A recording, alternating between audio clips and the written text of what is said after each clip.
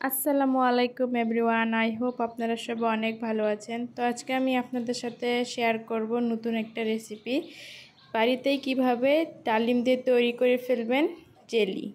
চলুন তাহলে ভিডিওটা শুরু করি। তো এখানে আমি একটি ডালিমের দানাগুলো নিয়েছি। দানাগুলো এবার আমি মিক্সি গ্রাইন্ডারে দিয়ে জুস করে নিব। তারপরে লাগবে হলো জেলেটিন। তো এখানে আমি 1 চামচ জেলেটিন নিয়েছি আর নিয়েছি হাফ চামচ।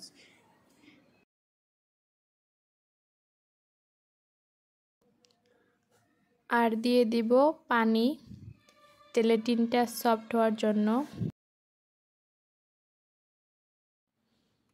তো এপাশে আমি চুলায় একটা প্যান বসিয়ে দিয়েছি, ওখানে আমি ডালিমের রসটি দিয়ে দিয়েছি। তারপরে দিয়ে দেব চিনি। চিনিটা আপনাদের পছন্দ অনুযায়ী দিবেন। চিনিটার সাথে আমি জুসটা খুব ভালো করে মিশিয়ে নেব। এটা অনবরত নেড়ে থাকতে হবে। তো দেখতেই পাচ্ছেন জুসটা দেওয়ার সাথে সাথে ওখান থেকে সাদা সাদা ফেনা উঠেছে।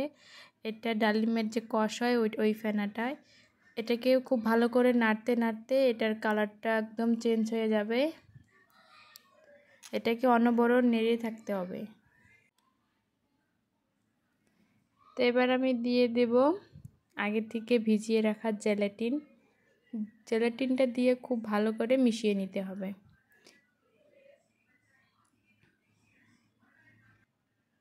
এবার দিয়ে দিব লেবুর রস। লেবুর রসটা দিয়ে আবারও ভালো করে নেড়ে নেব। জুসটা একদম জেলি জেলি ভাব চলে এসেছে। জেলি বেবিরা খুব পছন্দ করে। আপনারা যদি এইভাবে বাড়িতে ট্রাই করেন আর বেবিদেরকে বানিয়ে দেন, বেবিরা খুব খুশি হবে। আপনারা এইভাবে জেলি বানিয়ে 2-3 মাস স্টোর করে রাখতে পারবেন। তো এখানে আমি জেলিটা চেক করে নিচ্ছি। এই দেখুন একদম জেলি জেলি ভাব চলে এসেছে। এটাকে আমি এবার নামিয়ে নেব।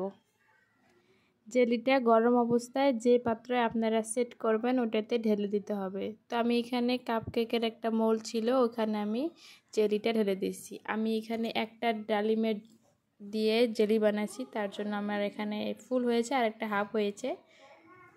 তো এটা আমি সেট হওয়ার জন্য রেখে দেব। জেলিটা খুব সুন্দরভাবে সেট হয়েছে। এটাকে আমি একটা চাকুর সাহায্যে ছোট ছোট পিস করে কেটে নেব।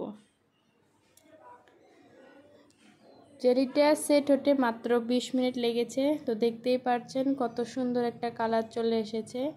তা আপনারা বাড়িতে অবশ্যই এইভাবে ট্রাই করবেন। রেসিপিটা যদি আপনাদের কাছে ভালো লেগে থাকে অবশ্যই লাইক শেয়ার কমেন্ট করবেন। আর আমার চ্যানেলে নতুন নতুন ভিডিও দেখার জন্য চ্যানেলটাকে সাবস্ক্রাইব করবেন। খোদা হাফেজ।